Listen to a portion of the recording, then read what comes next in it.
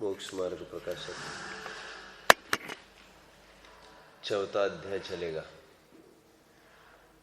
तीसरे अध्याय के समापन में टोडरमल जी साहब ने, अथवा यूं कहिए पूर्ण दूसरे और तीसरे अध्याय में जीव अनादिकाल से किस प्रकार दुखी है, दुख का क्या कारण है, दुख से बचने के लिए वह जीव क्या क्या उपाय करता है, वे उपाय किस प्रकार झूठे हैं, सत्यार्थ उपाय क्या है, इसका सांगोपांग खुलासा कर चुके हैं। अनेक अनेक प्रकार से कर्मों की अपेक्षा से, पर्याय की अपेक्षा से जीव को अपना दुख दिखाकर और उसको रियलाइज कराकर टोडरमल जी साहब ने अंत में एक बात कही थी, हे भाई, हे भव्य, हमने जो तुम्हें इतने सारे दुख बताए उसको तुम अनुभवते हो कि नहीं अनुभवते। जो सुखी होने का उपाय हमने तुमको बताया वह तुमको जच रहा है कि नहीं जच रहा है, और यदि जच रहा है तो तू विलंब ना कर, तो आत्म कल्याण के मार्ग में अग्रसर हो जा। एक समय भी विलंब करना योग्य नहीं है। चौथे अध्याय में मिथ्या दर्शन ज्ञान चारित्र का स्वरूप, इसमें टोडरमल जी साहब पहले तो मंगलाचरण करिए, फिर अपन बात करते हैं। इस भव के सब दुख निके कारण मिथ्या भाव, तिनकी सत्ता नाश करी प्रगटे मोक्ष उपाय। समस्त दुखों की जड़, मूल कारण मिथ्या भाव है। उनका सर्वथा भाव करके सम्यक दर्शन ज्ञान चारित्र की प्राप्ति होवे, ऐसा मंगलाचरण में टोडरमल जी साहब ने भावना भाई है। वही वैद्य वाला जो उदाहरण दूसरे अध्याय से चल रहा है, उसी को सामने खड़ा करके टोडरमल जी साहब कहते हैं, जिस प्रकार कोई वैद्य हो, वैद्य के सामने कोई रुग्ण आ जाए तो वैद्य का क्या फर्ज है। तो कहते हैं वे रुग्ण के दुख को, रुग्ण के रोगी को प्रतीत कराए और जिन कारणों से उसे रोग हुआ है उन कारणों की विशेष विशेष प्रकार से चर्चा करे। समझ में आ गया? क्या करे वैद्य? रोग के कारणों की विशेष विशेष चर्चा करे। ये क्यों हुआ होगा? तुम रात में जगते हो, लेट सोते हो, ये इसलिए समस्या हो रही है। और रात में भी सोते हो, फिर तुम कम उजाले में भी पढ़ते रहते हो। हाँ, ऐसा भी है। अंधेरा होता रहता है तब भी तुम बिना लाइट के ऐसे ही पढ़ते रहते हो। हाँ, ऐसा ही है। इसलिए तुम्हारी आंखें खराब हो रही है। कारणों की विशेष विशेष चर्चा करता है। समझ में आ रहा है? एक मैंने आपको पहले कभी कहा होगा तो नहीं कहा होगा, किसी को कुछ बीमारी हो गई, डॉक्टर के पास चले गए, डॉक्टर ने एक गांठ निकाली अंदर से। वह गांठ निकालने के बाद डॉक्टर ने उनको ये कहा, अभी आप 15-20 दिन बाद आना। वह गांठ उन्होंने मुंबई भेज दी जांच के लिए। अरे गांठ वो विकृति, उसको फेंक दो ना, ऐसा नहीं, उस गांठ की भी जांचें होगी। और यहाँ नहीं होती, वो मुंबई में ही उसकी मशीन है सब, तो वहाँ पर बराबर जांच होगी उस गांठ की, फिर क्या विकृति है ये प्रॉपरली पकड़ में आएगा। मतलब going continuously going behind the purpose. ये क्या कारण हुआ होगा जिससे आपको दुख हुआ होगा, रोग हुआ होगा। रोग के कारणों की विशेष विशेषता बताता है, जिससे उसको विशेष विशेष यकीन होने लगता है। ठीक उसी प्रकार सिद्धांत में ऐसा घटित करते हैं, जीव अनादिकाल से दुखी है, दुख के कारणों की विशेष विशेष यहाँ पर चर्चा करेंगे। वैसे कहो तो दुख का तो एक ही कारण है, मिथ्या दर्शन ज्ञान चारित्र। कहने को तीन है लेकिन एक ही है, मिथ्या दर्शन ज्ञान चारित्र। सबसे पहले मिथ्या दर्शन का स्वरूप यहाँ पर बोल रहे हैं। क्या है मिथ्या दर्शन? अतत्व श्रद्धान सो मिथ्या दर्शन। क्या बोल रहे मुक्ति? अतत्व श्रद्धान सो मिथ्या दर्शन। सो अभी यहाँ पर उसका अर्थ कर रहे हैं। अतत्व श्रद्धान क्या चीज है? तत्व श्रद्धान, कितनी बातें आ गई इसमें? 4 बातें आ गई। बहुत अच्छा। जो पहले तो कहते हैं हम तत्व का अर्थ विचारे, तस्य भावम तत्वम। तत् मतलब उसका मतलब जिसकी चर्चा चल रही है। तत् मतलब वह ये प्रोनाउन है ना। तत् मैंने आपको पहले भी कहा था, बहुत दिन हो गए इसको। जैसे महात्मा गांधी जी पर आपको निबंध लिखना है, आप कैसे ऐसे प्रारंभ करेंगे? Mahatma Gandhi ji was really a great person, प्रारंभ। फिर दूसरी लाइन में क्या लिखोगे? He was born in Porbandar. फिर he was born on 2 October 1869। ही से पूरा निबंध अपन काम में ले लेते हैं। एक ही बार उसका नाम लिया, पहले लाइन में हमने महात्मा गांधी कहा, फिर बार बार महात्मा गांधी नहीं बोलते, हम प्रोनाउन से काम चला लेते हैं। ही वो इंडिकेट्स गांधी। और बड़े पुरुषों का नाम बार बार थोड़ी लिया जाता है। लोक में भी कहते ना कि यहाँ पर मैं खड़ा हो, कोई भी खड़े यहाँ पर विद्वान, ऐसे थोड़ी कहा जाएगा नाम ले लेकर बार बार। ऐसा कहा जाएगा आपने ये डिग्री हासिल की इस साल में, आपने नाम लिया जाएगा? बार बार नहीं लिया जाएगा। तो टोडरमल जी साहब कह रहे ठीक उसी प्रकार तत्व, यह शब्द कैसे बना होगा? तत् वह जिसकी चर्चा चल रही है। और त्व मतलब पना, भाव। तो तत्व में 2 बातें आ गई, पदार्थ और उससे युक्त भाव।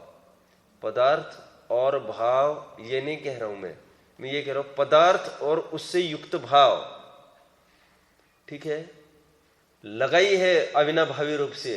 ऐसा नहीं कि ये तत्व है, ये नमक है और ये मिठास है। नमक और उसका खारापन, ये नमक है और ये मिठास है।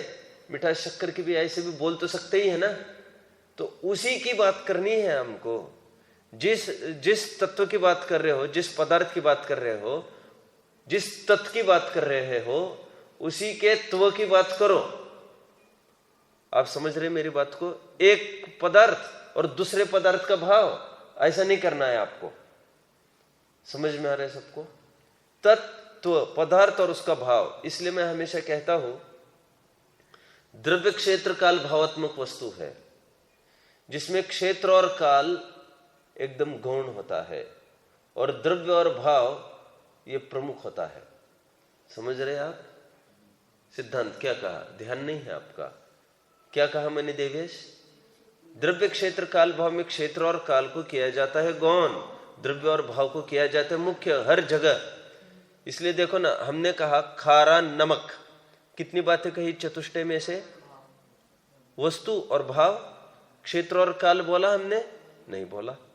हर जगह ऐसा ही होता है, क्षेत्र और काल को गौण किया जाता है, क्योंकि भेद विज्ञान के लिए सीधा कार्यकारी एक तो वस्तु और एक तो भाव। मैं ज्ञानानंद स्वभावी आत्मा हूं। असंख्यात प्रदेश को बार बार उजागर नहीं करते हम, अनादि निधन को भी बार बार उजागर नहीं करते, लेकिन ज्ञान को बार बार उजागर करते हैं कि नहीं? ज्ञान की अनुभूति ही आत्मा की अनुभूति, ऐसा बोलते हैं कि नहीं? भाव को तो उजागर किया जाएगा बार बार, क्योंकि भाव के बिना भाववान कैसे पकड़ में आएगा।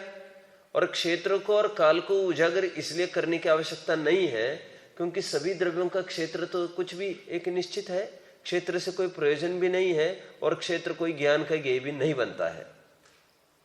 ठीक है। और काल तो सभी का अनादि निधन है, तो उसको क्या कहे हम। तो भाव से भाववान पकड़ में आता है, इसलिए भाव वस्तु और उसका भाव, ये दोनों बातें महत्वपूर्ण। आप समझ रहे हो मेरी बात को। मैंने इतना सारा क्यों समझाया हर्षिल। हम किसकी चर्चा कर रहे हैं। अतत्व शब्दान, बहुत अच्छा। अतत्व में भी अभी किसकी चर्चा कर रहे हैं। तत्व, तत् और त्व, वस्तु और वस्तु से युक्त भाव, वस्तु का ही अर्थ लेना पदार्थ। ठीक है। और कहीं कहीं आता है तत्वार्थ श्रद्धाणम, तत्वार्थ, वहां पर तत्व मतलब पना और अर्थ मतलब पदार्थ। लेकिन घबराना नहीं, यदि तत्व भी लिखे तो तत्व में भी दो हिस्से कर देना, तत् और त्व। मुक्ति आपको अच्छे से पकड़ में आ रहा है ना। पदार्थ और भाव, पदार्थ मतलब यहां पर अभी द्रव्य ही नहीं लेना सचमुच, क्योंकि 7 पदार्थ में सभी पदार्थ होते भी नहीं है द्रव्य। 2 पदार्थ तो द्रव्य रूप है और बचे हुए 7 पदार्थ या 5 पदार्थ ये पर्याय रूप है। तो वो वस्तु और उसका भाव, जैसे आश्रव यह पदार्थ है, आकुलता उसका भाव है, या राग द्वेष की उत्पत्ति ये उसका भाव है। आप समझ रहे हो अच्छे से। अतत्व, अतत्व क्या चीज है, उसमें अ लिख कर नास्ति कर दी। जो उसका भाव नहीं है उससे युक्त वस्तु को दिखाना वह अतत्व है। अर्थात जैसा जो है, जैसा नहीं है वैसा दिखाया, और जैसा है वैसा नहीं दिखाया। आप समझ रहे हो मेरी बात को। जैसा है वैसा नहीं दिखाया या जैसा नहीं है वैसा दिखाया, या पर दोनों के अर्थ में अतत्व शब्दान बोल रहे हैं। कायदे से इसके लिए भी 2 शब्द हो सकते हैं। कोई बताएगा कौन कौन से।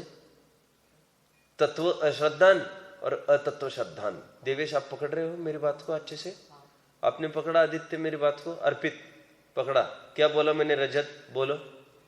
रजत ऐसी जगह बैठते हो, आगे क्यों नहीं बैठते। ये क्या रिजर्व कोटा है क्या। ये रोहन के बगल में आकर बैठो। मनन तुम पीछे पीछे क्या है तुम्हारा। अभी ये तो आप तो ढंग से तो बैठे हो, रजत का तो चेहरा ही नहीं दिख रहा है मुझे। तुम नोटबुक वगैरह लेके आओ,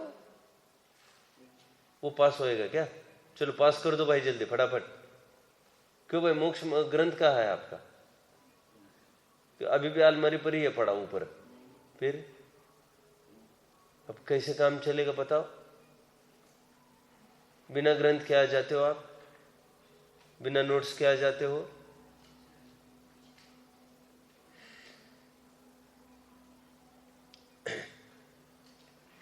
क्यों, यहीं पर है क्या ग्रंथ।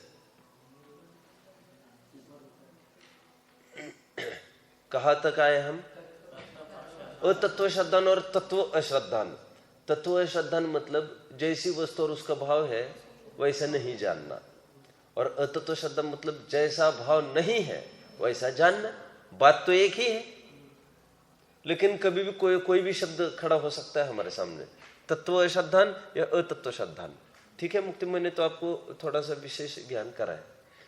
तो अतत्व का अर्थ क्या, जैसी वस्तु है और उसका जैसा भाव है वो ऐसा नहीं, वैसा नहीं क्या अतत्व श्रद्धान, वह मिथ्या दर्शन है। तो जैसा है वैसा नहीं, उसी को ही क्या कहते हैं, असत्यार्थ। सत्यार्थ नहीं है वो, और उसी को कहेंगे मिथ्या। झूठ को कहते हैं मिथ्या। आप समझ रहे हो सब अच्छे से। अतत्व श्रद्धान वह सम्यक दर्शन का लक्षण बनाया। अभी श्रद्धान मतलब टोडर, वो मिथ्या दर्शन, मिथ्या दर्शन का अर्थ करना है। तो दर्शन मतलब, तो टोडरमल जी साहब कहते हैं मोक्ष मार्ग में दर्शन शब्द का अर्थ आंखों से देखना ऐसा तो लेना ही नहीं, लेकिन सामान्य अवलोकन ऐसा भी नहीं लेना। दर्शन का अर्थ मोक्ष मार्ग में श्रद्धा रूप लेना, क्योंकि सामान्य अवलोकन यदि दर्शन का अर्थ करेंगे यहां पर, जैसा हमने आज तक लक्षण में किया है, ज्ञान दर्शन लक्षण है ना, वैसे ही यहां पर अर्थ करने लग जाएंगे तो सभी जीव मोक्ष मार्गस्थ सिद्ध हो जाएंगे। सामान्य अवलोकन से युक्त सभी जीव है, दर्शन से युक्त सभी जीव है, और यहाँ पर दर्शन को मोक्ष मार्ग बताने वाले हैं, तो सभी जीव मोक्ष मार्गस्थ सिद्ध होंगे। अभव्य भी कह रहे दर्शन का अर्थ यहाँ पर सामान्य अवलोकन नहीं लेना, क्या अर्थ लेंगे? श्रद्धान लेना। मोक्ष मार्ग के प्रकरण में ऐसा ही है। और आंखों से देखना ऐसा लेंगे यदि दर्शन का अर्थ, तो क्या दिक्कत आएगी? चतुरेंद्रिय और 5 इंद्रिय जीव यही मोक्ष मार्गस्थ सिद्ध होंगे। फिर समझ में आएगा, फिर भव्य अभव्य सभी, ये आपत्ति आएगी। ऐसा अर्थ सर्वार सिद्धि में किया है कि दर्शन का अर्थ क्या लेंगे आप? श्रद्धान लेंगे। तो ये यहां पर समझा दिया इन्होंने। आप एक काम करेंगे, आप पेज नंबर खोलिए 300। पहले तो ये पढ़ते हैं क्या आप? मिथ्या दर्शन का स्वरूप धड़ाधड़ कौन पढ़ेगा? 3 पैराग्राफ है, आदित्य, ओ फिर ये बीच वाले, और फिर हर्षिल। एक एक पैराग्राफ पढ़ो जल्दी, क्रमशः जल्दी।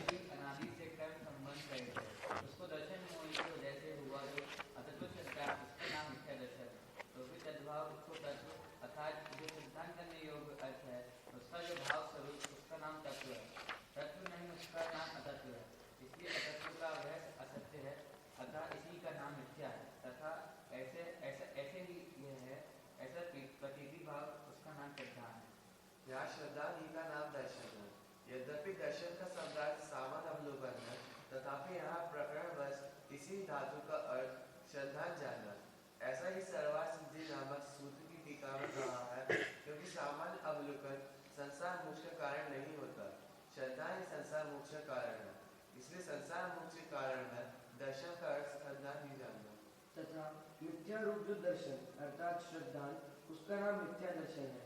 जैसा वस्तु का स्वरूप नहीं है वैसा मानना, जैसा है वैसा नहीं मानना। ये दोनों रूप दे दिए, जैसा नहीं है वैसा मानना और जैसा है वैसा नहीं मानना। बात तो एक ही है।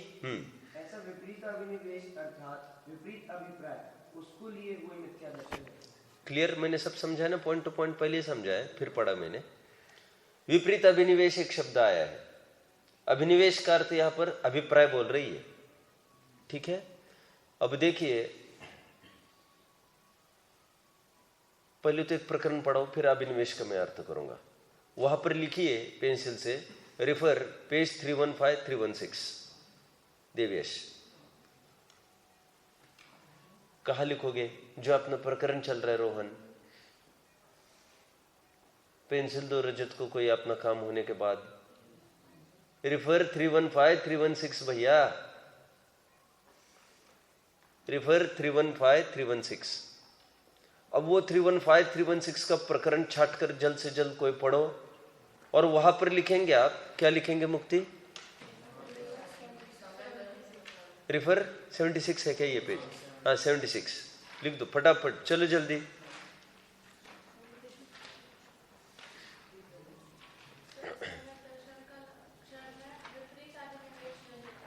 पढ़ो पढ़ो जल्दी।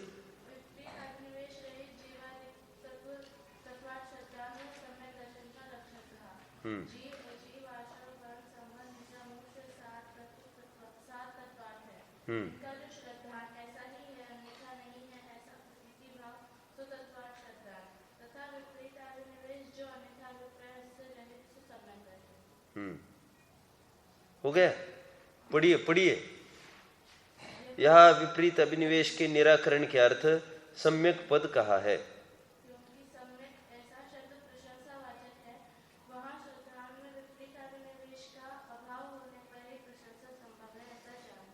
यह प्रश्न है कि तत्व और अर्थ ये 2 पद कहे, उनका प्रयोजन क्या?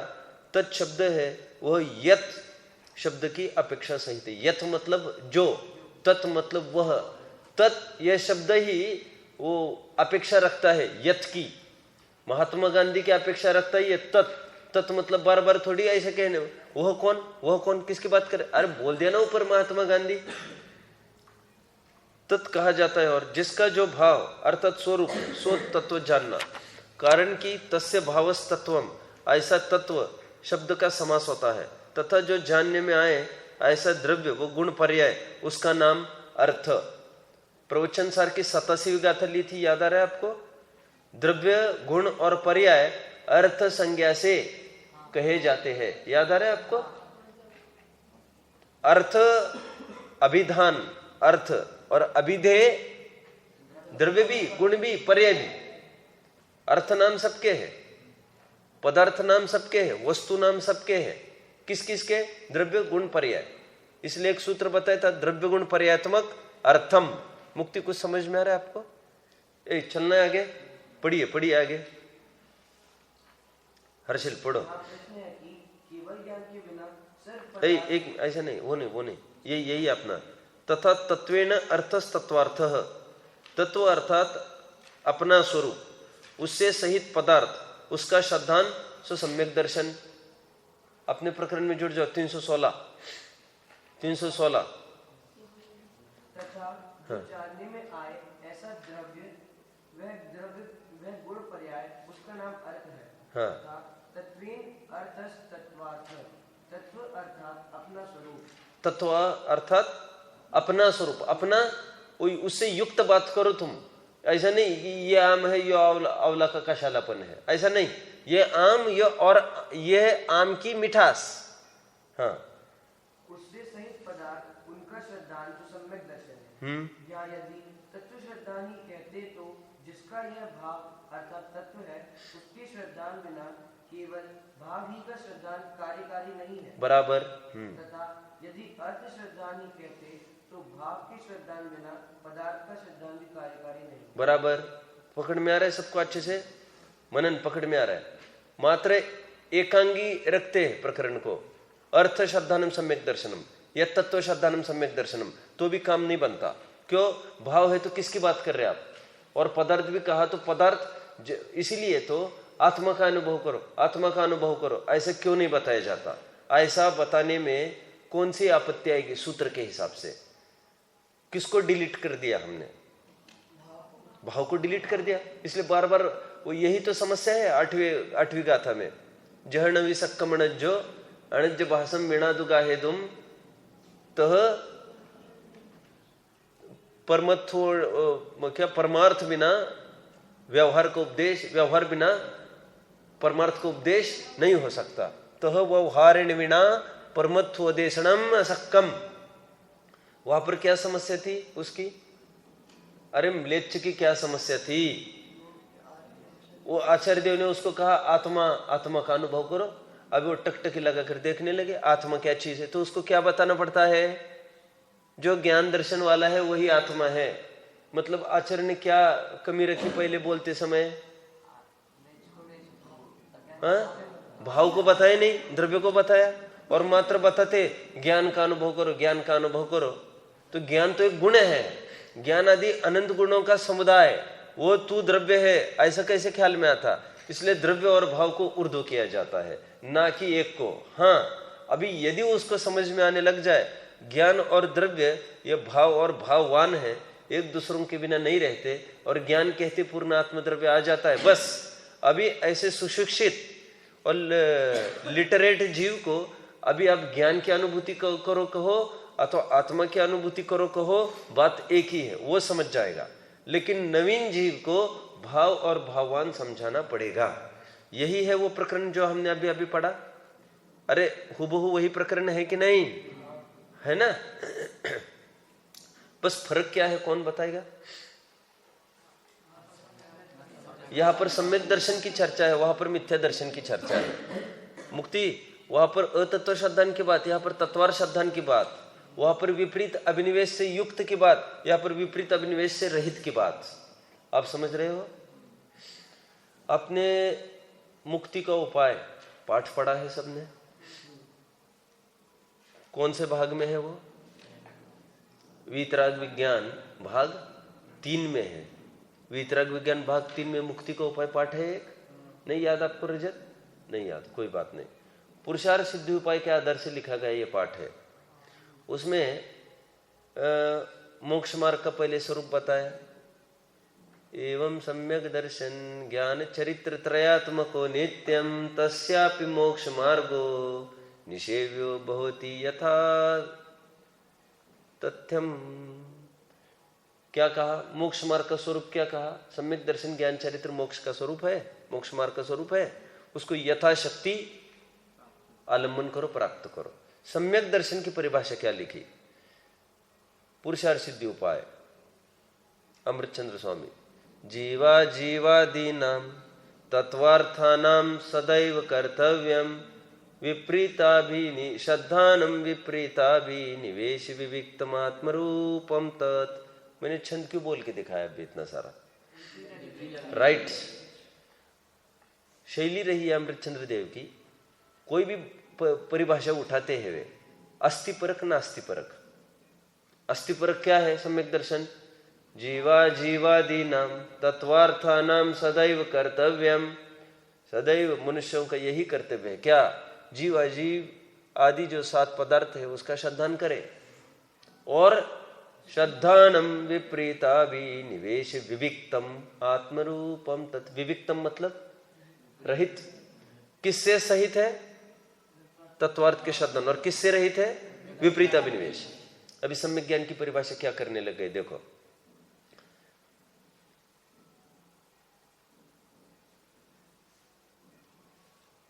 अनेकांतात्मकेषु तत्वेषु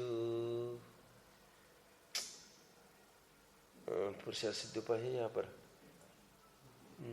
सद अनेकांत्मकेषु तत्वेषु ऊपर ऐसा लिखा, ठीक है। और फिर नीचे लिखा संशय विपर्यास अनध्यवसाय विविक्तमात्मरूपम तत्। सम्यक ज्ञान की परिभाषा क्या करी? ऊपर क्या लिखा? अनेकांतमक का, अनेकांतात्मक जो वस्तु है उसका वैसा ही ज्ञान करना, यह अस्थिपरक सम्यक ज्ञान। और नास्तिपरक संशय विपर्यास अनध्यवसाय विविक्तमात्मरूपम तत्। ये समझ में आ रहा है अच्छे से सब? ये जब यहाँ पर एक महत्वपूर्ण बात लिखी है इन्होंने, पहला ही सूत्र है तत्वार सूत्र का, सम्यक दर्शन ज्ञान चरित्राणि मोक्ष मार्ग। सम्यक इस पद का अर्थ विचार करने लग गया आचार्य देव टीका लिखते समय। तो सम्यक का अर्थ क्या लिखा? अभी अभी पढ़ा है हम सबने। सम्यक का अर्थ कॉमन एक अर्थ जो तीनों को लागू होगा, प्रशंसनीय। सम्यक का अर्थ प्रशंसनीय। तो फिर अभी जब तीनों में अर्थ करेंगे अलग अलग, सम्यक दर्शन, सम्यक ज्ञान, सम्यक चरित्र में, अभी तीनों के अर्थ अलग अलग बदलेंगे सम्यक का। सम्यक दर्शन में सम्यक का अर्थ विपरीत अभिनिवेश रहित। सम्यक ज्ञान में सम्यक का अर्थ संशय विपर्यास अनध्यवसाय रहित। और सम्यक चरित्र में सम्यक का अर्थ अज्ञान रूप क्रिया से रहित। ये मैं जो कह रहा हूं सर्वार सिद्धि में पूरा मिलेगा, ये टीकाओं में, राजवार्तिक में मिलेगा, टीकाओं में। आप समझ रहे हो? सम्यक का कॉमन अर्थ क्या लिख दिया? प्रशंसनीय। और फिर तीनों का अर्थ करते समय तीनों के अलग अलग किए, मुक्ति, नास्तिपरक। सम्यक दर्शन 7 तत्वों के श्रद्धान रूप चाहिए, और कुछ भी विपरीत अभिनिवेश नहीं चाहिए। विपरीत अभिनिवेश मतलब विपरीत अभिप्राय नहीं चाहिए, फिर अभिप्राय यथार्थ चाहिए उसका। समझ में आ गया? जैसे हम कहते हैं ना, भाई तुम्हें पैसा दान देना है, तुम्हारा अभिप्राय क्या है? What is your attitude? क्या है तुम्हारा अभिप्राय? होता है ना। तो क्या है? तो कहते नहीं मान प्रशंसा बढ़े, फिर पिछले साल भी दिया था। नहीं, तुम्हारा अभिप्राय खोटा है। पिछले साल दिए थे इसलिए इस साल देना है, ऐसा मत सोचो आप। अभिप्राय क्या होना चाहिए? पाप से लूटपाट करके कमाया हुआ पैसा अभी ये भोगों में खर्च होगा तो उसकी कैसी दुर्गति होगी मेरी। तो कम से कम इतना तो हो, अच्छे मार्ग में खर्च हो पैसा। आप समझ में? अभिप्राय ये होना चाहिए मेरे निमित्त से कुछ लोभ की कमी होती है, सद्दान में उपकार होता है लोगों का जिसके निमित्त से, ये शुद्ध अभिप्राय होना चाहिए। तो कहते हो अभिनिवेश ठीक रखो। समझ में आ गया? अभी और एक बात कहूंगा मैं। समय सार में जगह जगह ऐसा आता है अभिनिवेश के कारण संसार चल रहा है। किसके कारण? वहां पर अभिनिवेश का अर्थ क्या करेंगे? अभिनिवेश का अर्थ क्या करेंगे? अध्यवसान के अर्थ के कारण संसार चल रहा है। सुनाइए आपने शब्द अध्यवसान? नहीं सुनाइए? अरे अध्यवसिदे न बंधो, अध्यवसान से ही बंध है, ऐसा जिन मार्ग में कहा गया है। किससे बंध है? आपने सुना है कि नहीं शब्द अध्यवसान? आपको तकलीफ है, आपका बेस बहुत ही कच्चा है। 11th-12th वालों को तो अच्छा है एकदम, आपका बेस कच्चा है थोड़ा कंपेरेटिवली, मैंने स्टडी किया है। 9th वालों को भी अच्छा है, वैसे रिस्पॉन्स बहुत अच्छा है 9th में से। 8th में से भी थोड़ा बहुत ठीक है, या आप में से वीक है बहुत बच्चे, जाने क्यों ऐसा है। अभिप्राय के कारण संसार है, वहां पर अभिप्राय का अर्थ क्या लेना, अभिनिवेश का अर्थ क्या लेना, वहां पर अभिनिवेश का अर्थ विपरीत अभिनिवेश लेना, क्योंकि अभिप्राय के कारण संसार होता है क्या, और अभिप्राय के कारण न मोक्ष भी होता है।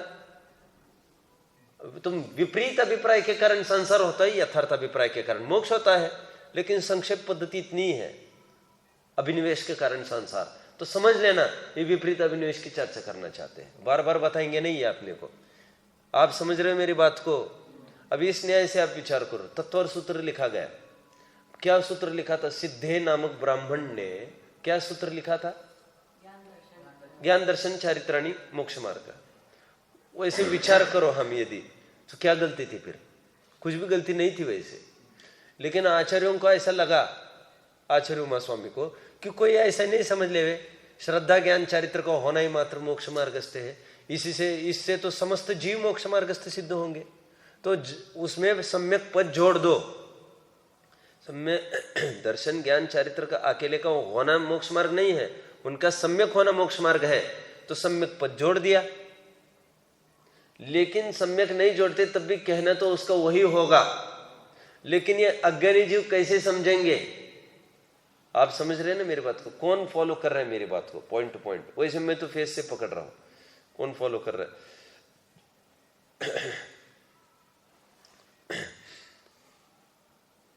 चलना है क्या? अब अध्यवसान की तो बात रख दी है, आप उन्हें सुना ही नहीं बोल रहे, मैं सोच रहा हूं आपको कठिनाई ना हो, तो फिर मैं अपना आगे बढ़ रहा हूं। अपने पेज क्या चल रहा है? 76। आइए उस प्रकरण में। आपने अभी ये कह रहे हुए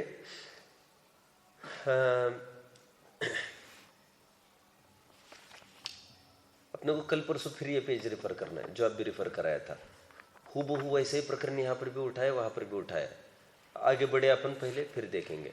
फिर शंकाकार की शंका है कि वो तो ठीक है आपने जो कहा, विपरीत अभिनिवेश रहित यथार्थ श्रद्धान वो मोक्ष का मार्ग है, ठीक है, और विपरीत श्रद्धान है वो संसार का मार्ग है, वही दुख का कारण है, वो तो ठीक है। लेकिन उसका ये कहना है, देखिए अब सब अच्छे से सुनना जो मुझे कहना है, अर्पित अटेंशन हियर। जाने बिना श्रद्धान कैसे करेगा? क्या कहना है उसका? जाने बिना श्रद्धान कर ही नहीं सकता। वही समय सार की 17वीं 18वीं गाथा उठाओ, आत्मा का श्रद्धान करना है तो क्या करना पड़ेगा? जहनाम को विपुरिसो रायाणम जानी ऊण। जानकर, पहले क्या करना हर्षिल? जानकर। जानी ऊण सदहदी तो तम अनुचरदि पुणो अथथ्योपयतेन एवं ही जीवराया। उसी प्रकार जीव राजा को नादौ तह सद है दौ। फिर श्रद्धान करो। मैं इतना क्यों बता रहा हूं सब? जाने बिना श्रद्धान कैसे करेगा? अष्टपौढ़ में तो गाथा ही लिखी कुंद स्वामी ने, पहले ज्ञान होता है और फिर श्रद्धान होता है। अब वो शंकाकार जो है बहुत स्वाध्यायी है। मोक्ष मार्ग प्रकाशक का जो श्रोता है ना देवेश, वो बहुत स्वाध्यायी है और इतने ग्रंथ पढ़े उसने।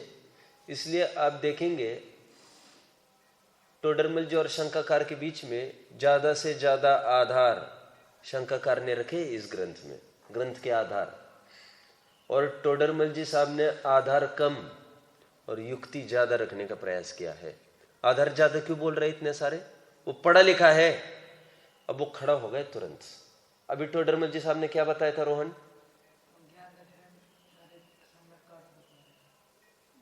नहीं बोलो रजत। ऐसे तो बोले नहीं अभी, इतना ही बोले विपरीत अभिनिवेश रहित श्रद्धान वो मिथ्या दर्शन है, और तत्व श्रद्धान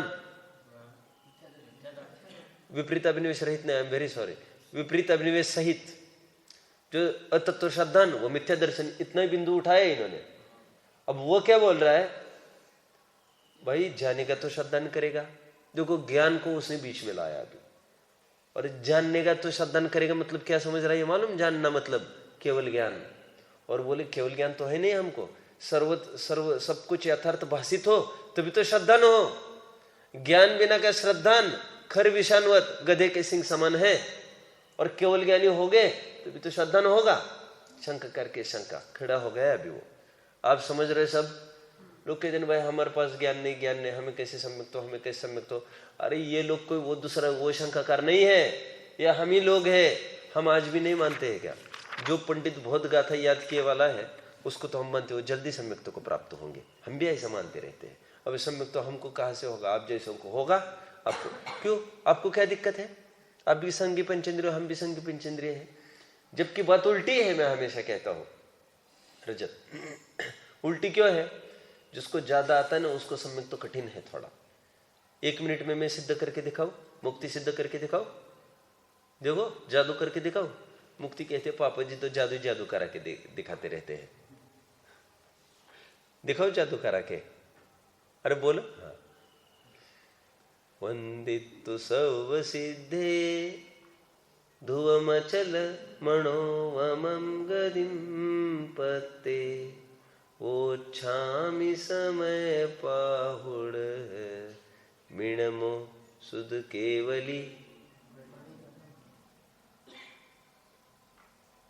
मैंने एक गाथा बोली, सभा में अक्सर ऐसा ही होता है।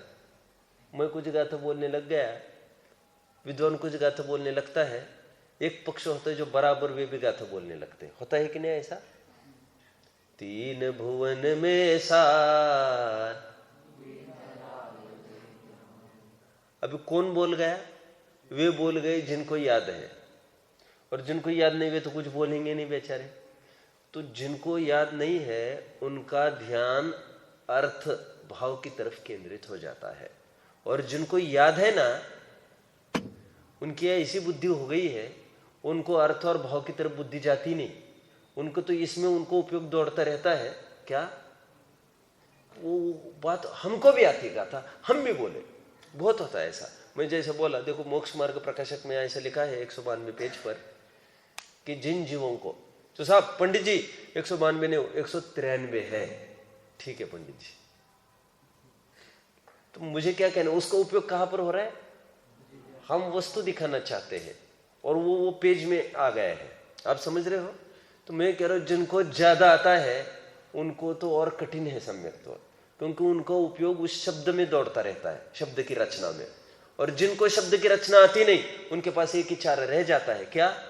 वो जो बोल रहे हैं उसके ऊपर भावासन करो। इसलिए देखना नमोकार मंत्र आज हम बोलते बोलते इतने वो घिसे पिटे वो हो गए हैं ये शब्द हमारे लिए कि नया भाव वासना हमारे लिए कुछ नहीं होता। इसका पर्टिकुलर ढांचे में चल रहा है नहीं है, नमारणम नमो सिद्धम नमारणम नमो जानम।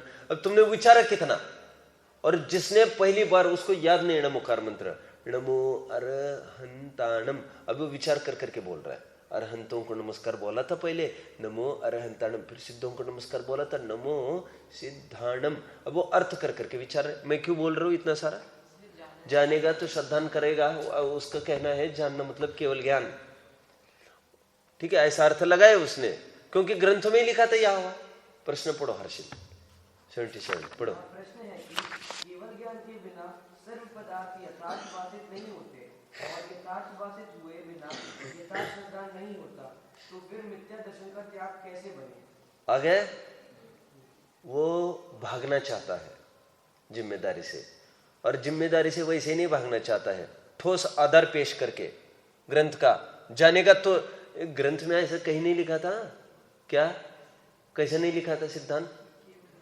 केवल ज्ञान होने पर श्रद्धान होगा, लेकिन ऐसा जरूर सब जगह लिखा मिलता था कि ज्ञान होगा तभी तो श्रद्धान होगा। इसने अपने मन गणंत केवल ज्ञान जोड़ दिया उसमें। तो टोडरमल जी साहब कह रहे देखो जानेगा तो श्रद्धान करेगा, ये बात तो सत्य है। इतनी समय तुम झुक झुक कर देख रहे हो मेरी तरफ, तुम यहां पर आकर बैठते, अब तुम कैसी जगह बैठे, गर्दन टेढ़ी कर करके देखना पड़ रहा है। यहां पर बिल्कुल मेरे सामने आकर बैठो, यहां पर।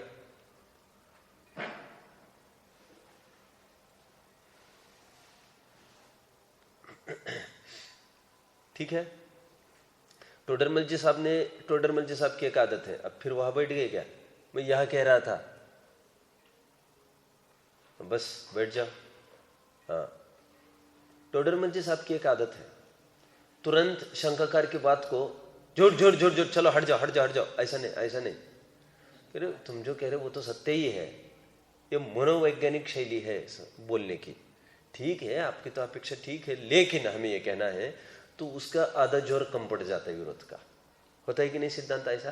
तो टोडरमल जी साहब कह रहे तू तो जो बोल रहे ना जानेगा तो श्रद्धान करेगा, सो तो सत्य, लेकिन कह रहे केवल ज्ञान हो ऐसा नहीं है इसमें। इतना पहले पढ़ूं मैं 2 लाइन, तो अंडरलाइन किसको करना है आप मुझे बताएंगे। हाँ बोलिए, पढ़िए। अभी पहले इसकी मीमांसा करें अपन, क्या क्या बातें लिखी आदित्य?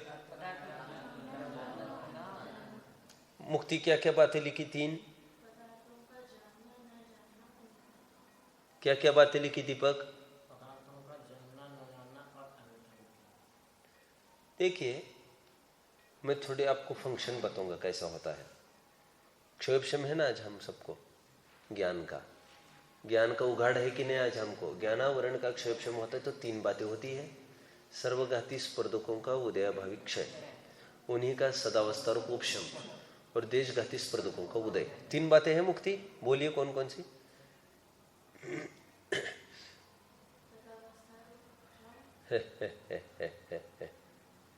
सर्वघाती स्पर्धकों का उदयाभावी क्षय, उन्हीं का सदावस्था रूप उपशम, और देशघाती स्पर्धकों का उदय। ये बोलो।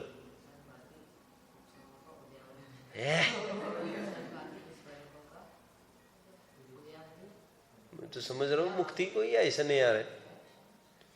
दीपक बोलो, सासने वालों का भी तैयार रहो रे। कहा गए तीसरा? हाँ बोलो। देशघाती, उन्हीं का सदावस्था रूप उपशम। ऐसे क्या कर रहे, बोल तो नहीं रहे ढंग से। उन्हीं का सदावस्था रूप उपशम और देशघाती स्पर्धकों का उदय। 3 बातें लेनी है क्षय में, क्षय, उपशम, उदय। मैं रोल बताओ क्या क्या होता है इनका। जितना ज्ञान का उदय है, क्षय की छोड़ दो अभी, जितना ज्ञानावरण का उदय है ना, उतना ज्ञान हमको नहीं होता। जितना ज्ञानावरण का क्षयोपशम है, अब क्षयोपशम में भी जितना उदयाभावी क्षय और सदावस्था रूप उपशम है, उतना तो ज्ञान होता है।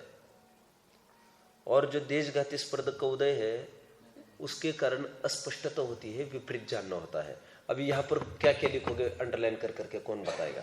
सोचो, विचार करो, बुद्धि पर जोर दो। अच्छा, बहुत अच्छा, बहुत अच्छा, वाह वाह वाह। बस अभी इनका अटेंशन है, मान सकता हूं मैं। कौन कौन है हाथ ऊपर करो भाई, जो बताएंगे वे जीत गए भाई। अभी मैं कहाँ कहाँ अंडरलाइन कराऊंगा पहले तो ये बताओ, और क्या क्या लिखाऊंगा अंडरलाइन करा करा के वो बताओ।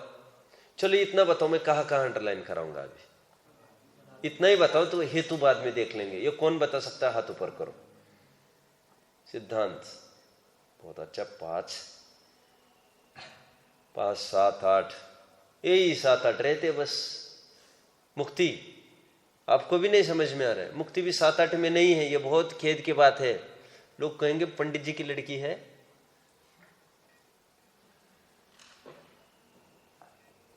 बहुत से, अरे अभी क्या प्रकरण उठाया था मुक्ति, अभी क्या समझाया मैंने? फंक्शन समझाया, और फंक्शन में मैंने 3 बातें ही तो समझाई। अभी बताएंगे सिद्धांत, अंडरलाइन करके क्या क्या लिखेंगे। हर्षिल का भी ऊपर आ गया हाथ, चलो हर्षिल ही बताओ फिर। क्या पदार्थों का जानना, इसको अंडरलाइन करेंगे, है ना? क्या लिखेंगे वहां पर? मतलब कि अन्यथा जानता है, या जानना में क्या लिखेंगे?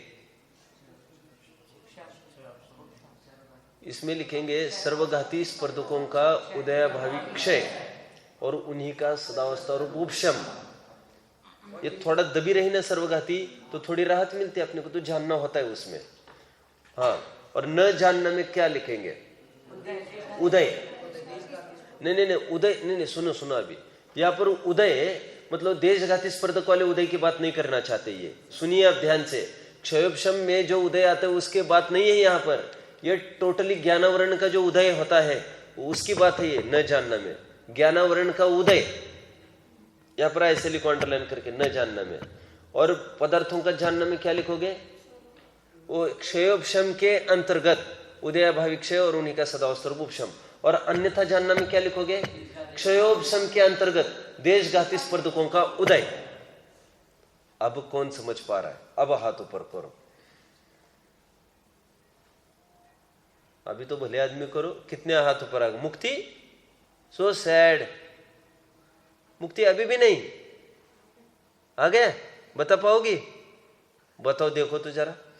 यदि आप समझेंगे तो मैं समझ जाऊंगा एक एक जन समझ गया है। पदार्थों का जानने में सर्वघाती स्पर्धकों का उदयाभावी क्षय और उन्हीं का सदावस्थारूप उपशम। हाँ, और न जानना में ज्ञान बराबर। और अन्यथा जानना में क्षयोपशम के अंतर्गत सर्वघाती स्पर्धकों का। अरे देशघाती स्पर्धकों का उदय लेना नहीं समझ में आ रहा है। देखो देखो, मैं फंक्शन समझाऊं क्या? रटो मत आप कोई, अब भाव को समझो। देशघाती स्पर्धकों का उदय है ना, उसका जितना अनुभाग होगा उतनी उतनी वो गड़बड़ करेगा, जानने में अन्यथापन दिखाएगा। और यदि अनुभाग एकदम उसका हीन होगा, निर्मलता होगी, तो फिर वो जानने में स्पष्टता लाएगा। आप समझ में आया आपको? अर्पित, मुक्ति पकड़ में आ रहा है क्या? सासनी वाले दीपक, कठिन पड़ रहा है? नहीं पूछना हो तो फिर मैं थोड़ी बताऊंगा तुमको अलग सा। तुम पूछना हो तो हाथ ऊपर करना चाहिए आपको। और एक किस किस के पीछे लगूंगा। समय अपना वैसे तो हो गया अभी, तो कल चर्चा करूंगा। मुझे पढ़ के दिखाना है वैसे अंडरलाइन, तो और ही कोई चीज करानी थी मुझे। क्या चीज करानी थी? अभी देखो, इन्होंने लिखा पदार्थों का जानना न जानना अन्यथा जानना तो ज्ञानावरण के अनुसार है। ज्ञानावरण के अनुसार मतलब क्षयोपशम, उदय, ये सब अनुसार उन्होंने ज्ञानावरण का अनुसार लिखा मात्र। अभी अनुसार मतलब ये निमित्त किस रूप में होगा? उदय के रूप में हो सकता है, क्षयोपशम के रूप में हो सकता है, ये आपको लिखना है। समझ में आ रहा है? पदार्थों का जानना तो ज्ञानावरण के क्षय के निमित्त से भी हो सकता है। ए मुक्ति क्या बोला? अपन ने अभी क्या बोला? पदार्थों का जानना उदयाभावी क्षय सदावस्थारूप उपशम लिखा ना। तो केवल ज्ञानियों में कैसे लगाएंगे यहाँ पर पदार्थों का जानना क्षय? ये तो अपने अपेक्षा अपन घटित कर रहे के दिखा रहे यहाँ पर। मुक्ति समझ में आ रहा है कुछ? मैं तो इसका अर्थ बस समझा आपको, तो ज्ञानावरण के अनुसार है। ये पकड़ में आ रहा है मनन आपको? चलो आज इतना ही कर पाए हैं, देखेंगे कल। ओम नमः।